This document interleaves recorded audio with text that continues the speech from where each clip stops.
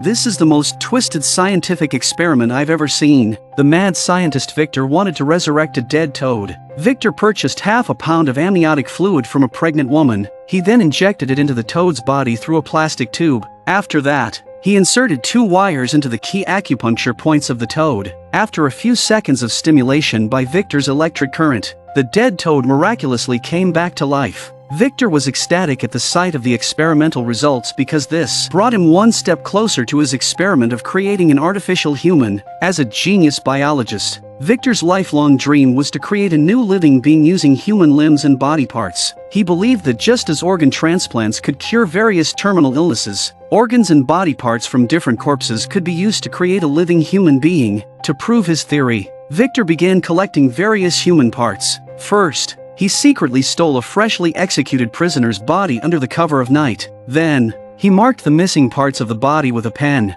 shaved the head, opened the skull, and took out the brain, placing it in a pre-prepared refrigerator for later use. But one body was far from enough to complete his masterpiece. So Victor went to the morgue in the cemetery. Regardless of how the bodies there had died, he took a kitchen knife and chopped away. When all the required human parts for the experiment were ready, Victor began stitching the organs and limbs together, forming a complete human body. The success of the experiment crucially depended on the acupuncture techniques from the Eastern nation, requiring precise marking of each key acupuncture point on the body. The essential nutrient solutions for the experiment's body were also indispensable. At this moment, a plague suddenly broke out in the city. Corpses lay strewn across the streets, and residents were fleeing in panic. But Victor had no intention of leaving. He was just one step away from his goal. Given the urgent situation, he had to start the experiment ahead of schedule. Victor placed the body, injected with nutrient solution, into a special container filled with amniotic fluid. He then inserted silver needles with wires into the marked acupuncture points on the body. And finally, he pulled the switch to start the entire apparatus. To ensure there was enough power, Victor had also prepared a large number of electric eels. As the electric eels entered the container and began releasing electricity, the moment of witnessing a miracle was about to arrive.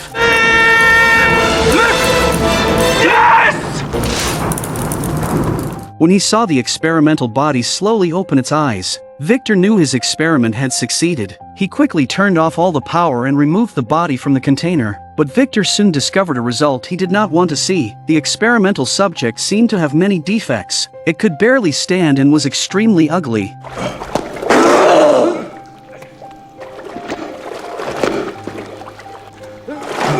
Before long, the experimental body lost consciousness again. Victor thought it had died and decided to abandon his lifelong dream, completely destroying his experiment notes and the body. He planned to go home and live a normal life with his wife. But after resting for only 2.5 hours, Victor woke up to find that the experimental body had come back to life again. Facing the monster lunging at him, Victor felt terrified and hurriedly left the lab. The monster, however, put on the clothes hanging on the wall by itself. When Victor returned with an axe, the monster had already disappeared. Unbeknownst to him, the monster had already reached the streets. Experiencing human life for the first time, he was filled with curiosity about everything around him. Seeing food, the monster reached out to grab it, only to be stopped by the shopkeeper. In the commotion, the monster accidentally revealed its terrifying face under the hat. Everyone thought Creature was infected with the plague, so they all picked up tools to drive him away. Creature instinctively resisted, but he inadvertently discovered that his body harbored immense power. He could easily overturn a truck weighing dozens of tons and casually toss an adult a great distance. However, Creature didn't want to harm anyone. He just wanted to leave this hostile place. Seeing the bodies of plague victims on the ground, the clever Creature came up with a plan to escape. When a cart carrying corpses passed by, he jumped on and pretended to be a dead body, thus sneaking out of the city. Once outside the city, Creature jumped off the cart. He walked into a forest and stumbled upon a household. Seeing the homeowner about to come out, he hurriedly hid in a nearby pigsty. But to his surprise, the homeowner walked in with a bucket of pig feed. Coincidentally, Creature was also hungry, so after the homeowner left, he began to gobble up the pig feed to satiate his hunger. After eating and drinking his fill, Creature didn't leave but instead observed the family's every move through the wall. At this moment, Creature suddenly found a notebook in his clothes, which turned out to be Victor's experimental records that he hadn't had time to destroy. Unable to read, Creature set the notebook aside and fell into a deep sleep in the pigsty. When he woke up, he saw the couple inside the house talking and seemingly facing some difficulties. It turned out that winter had arrived early, and they hadn't had time to harvest their crops. The frozen ground was now too hard to dig up the crops. Without enough food, they would struggle to survive the cold winter. Creature observed all this and, under the cover of night, secretly went to the field to help the family overcome their hardship. With strength and stamina far surpassing that of ordinary people, Creature harvested all the crops and placed them at their doorstep in just one night. The next morning, the family was astonished by the sight, thinking that forest elves had helped them. Seeing the family's happiness, Creature in the pigsty also smiled, realizing the joy of helping others. In the days that followed, Creature silently observed their lives through the wall every day. He even learned simple language and writing by watching the children. He opened the notebook and began trying to understand its contents. The family, to thank the forest elf, left a plate of food and a fresh flower at the doorstep. This was the first time Creature felt warmth from others. But such a cozy life didn't last long. The landlord's uninvited arrival shattered the peace here, as the family had not paid their rent on time. But the landlord's way of collecting rent was rather extreme. Without a word, the landlord tripped the blind grandfather and hit his back with a cane. Seeing this,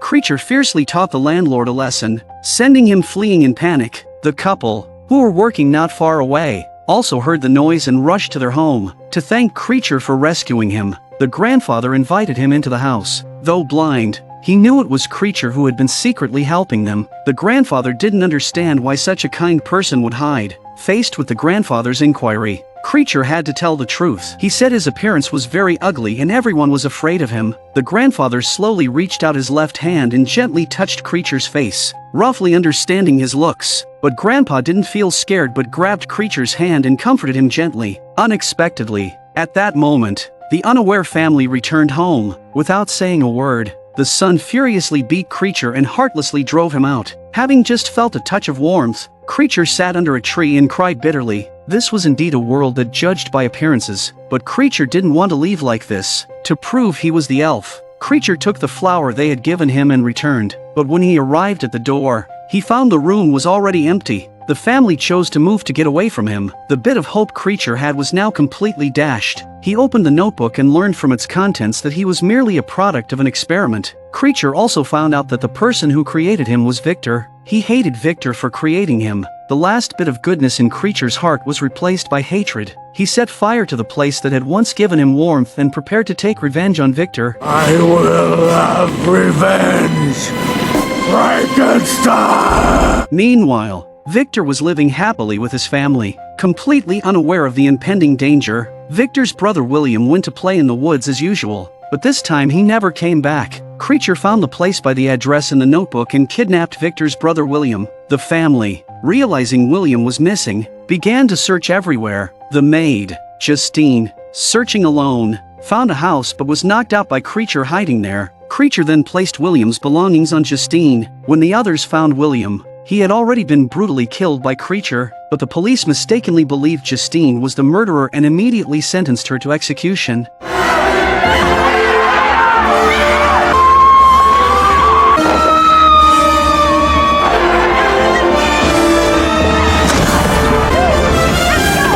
That night, Creature finally showed up and found Victor, agreeing on a place to meet. Victor, who had never believed Justine would kill William, finally understood everything upon seeing his experimental subject. The next morning, Victor armed himself and set out alone to the meeting place. He crossed snowy mountains and climbed icy walls. Finally reaching the agreed location, he was surprised to find that the Creature he had once dismissed as a failed experiment had now learned to speak and had emotions. Creature admitted to being the one who killed William, explaining that he did it all to take revenge on Victor. Creature accuses Victor of not deserving to give him life and then abandoning him, turning him into a monster loathed by all. At this moment, Victor seemed to realize his mistake. He had never anticipated that his experiment would lead to such dire consequences. However, Creature promised Victor that if he could create a woman identical to himself, he would take her to the north and disappear forever. Victor agreed without hesitation. As soon as he returned home, he began preparing the tools for the experiment. But Creature,